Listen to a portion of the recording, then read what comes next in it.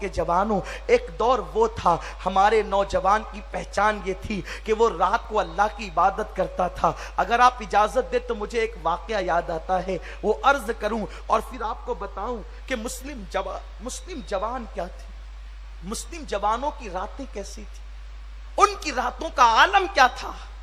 ایک جنگ کے موقع پر میں اس واقعے کو اپنے الفاظ کا جامع پہنانا چاہتا ہوں۔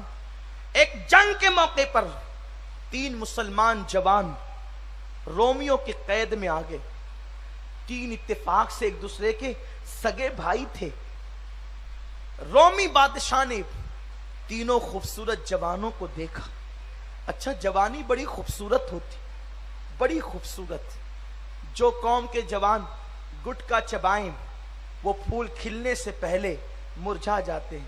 یہ گٹکا موت ہے، اگرچہ ہم اس کو حرام نہیں کہتے لیکن یہ موت ہے۔ سگریٹ یہ موت ہے، یہ سب تمہیں موت کی طرف لے جا رہی ہے۔ تم موت خریدتے ہو، موت خریدتے ہو۔ مجھے حیرت ہے جب ہم کسی کو سگریٹ پیتا ہوا دیکھتے ہیں کہ اپنے ہاتھوں سے اپنی محنت کی کمائی کو آگ لگانے والوں، تم کتنے عقل مند ہو، تمہاری عقل کہاں ہے؟ شراب اور ڈرگز جیسے نشے تو بہت بدترین ہے، لیکن یہ سگریٹ کیا ہے؟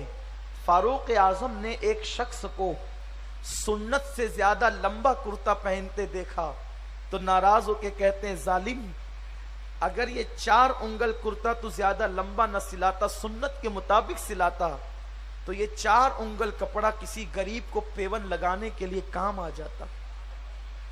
جس قوم کی بیٹیاں برقع پہن کر بھیک مانگ رہی ہو، اس قوم کے سیٹھ ہزاروں روپے کی سگریٹ پی جائیں، اس قوم کے مزدور ہزاروں روپے کے گٹکے کھا کر کے سڑکوں پہ تھوک دیں۔ مسلمانوں، ایک ہنگامے محشر ہو تو اس کو بھولوں، سینکڑوں باتوں کا رہ رہ کے خیال آتا ہے۔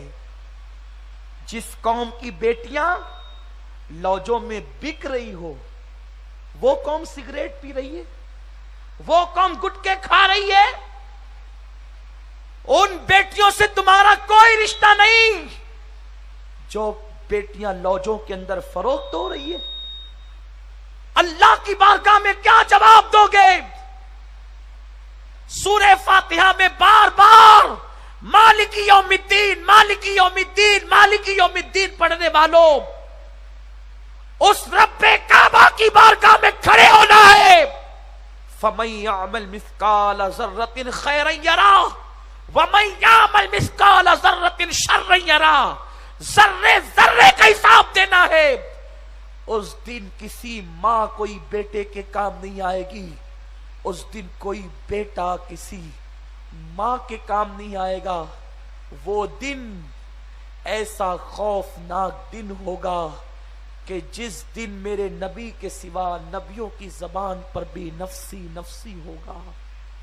جس دن لوط علیہ السلام کی بیوی کو جہنم میں ڈھکیلا جائے گا، جس دن نوح علیہ السلام کی بیوی جہنم میں جائے گی، جس دن نوح علیہ السلام کا سگا بیٹا جہنم کا ایندھن بنایا جائے گا، کیا تمہیں جنت کا ٹکٹ مل گیا ہے؟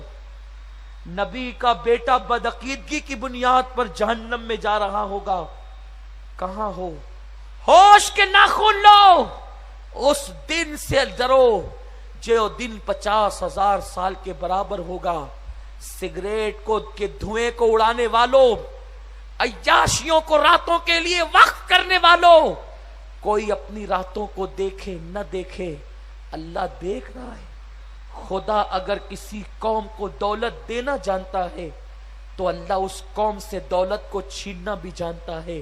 اپنی جوانی کو برباد نہ کرو، یہ جوانی پہلی اور آخری مرتبہ ملی ہے، یہ جوانی اس کے بعد نہ ملے گی۔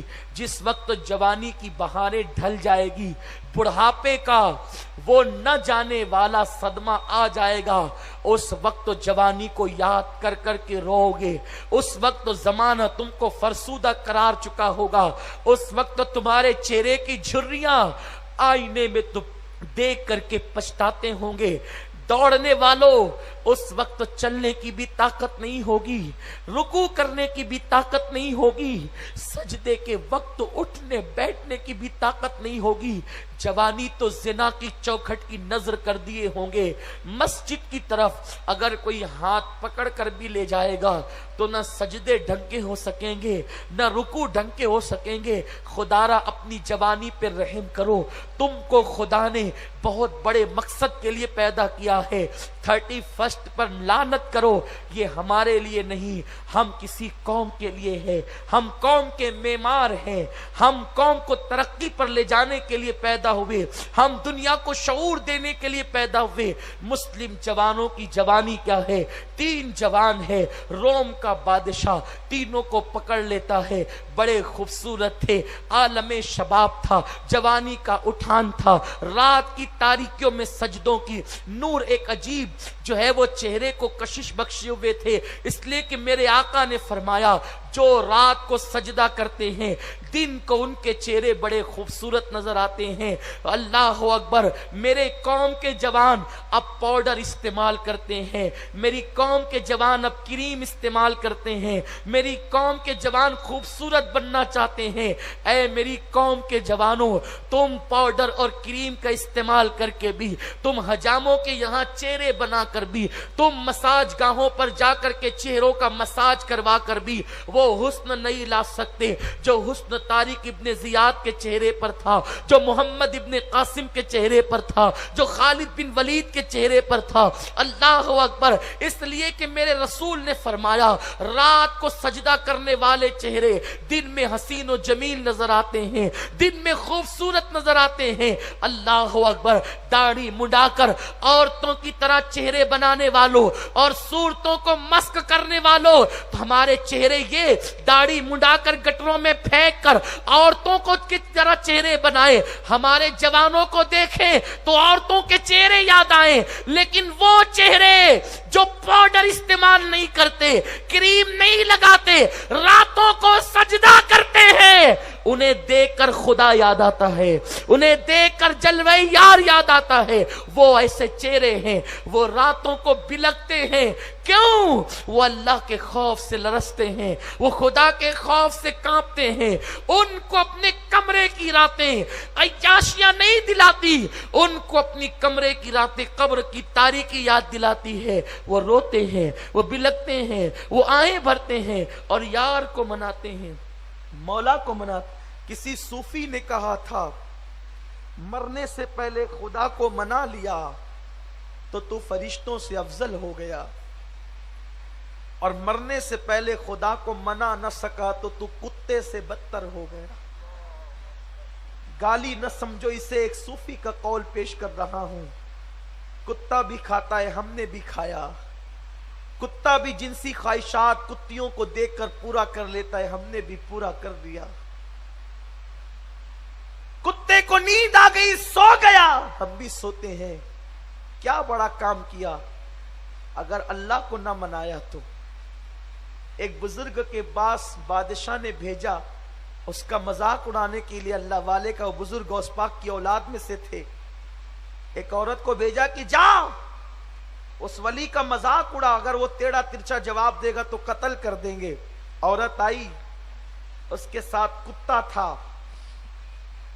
उसने कहा बाबा तेरे चेहरे पे भी बाल है, मेरे कुत्ते की दुम पर भी बाल है, बता मेरे कुत्ते की दुम अच्छी है कि तेरे चेहरे की दाढ़ी अच्छी है। अल्लाह वाले होते हैं। कहते हैं बेटी अगर मैंने अल्लाह को मना लिया और दुनिया से ईमान पर चला गया तो मेरी दाढ़ी अच्छी है, और अगर मैं अल्लाह को न मना ना सका और ईमान पर दुनिया से न गया तो मेरी दाढ़ी से तेरे कुत्ते की दुम अच्छी है। बस इसी जवाब ने उसके दिल की दुनिया बदल दी और बादशाह के दिल की दुनिया भी बदल दी। हजारों की तादाद में लोग मुसलमान हो गए। खुदा को मनाया तो फरिश्तों से बेहतर, खुदा को न मना सके तो कुत्ते से बदतर। कहां हो कपड़ों पे नाश करने वालों, जवानी पे इतराने वालों, ये जिस्म को कीड़े खाएंगे। जिम करने के लिए वक्त है, नमाज के लिए वक्त नहीं। میں جم کا مخالف نہیں، میری قوم کے جوان کرنا چاہیں تو بالکل کریں، لیکن نماز کے بعد کریں۔ اگر نماز کو چھوڑ کر جم کیا، بازو کو مضبوط کیا، باڈی کو مضبوط کیا، کس کے لیے؟ قبر کے کیڑوں کے لیے، جسم کو بدبودار بنانے کے لیے۔ کب تک جسم سلامت رہے گا؟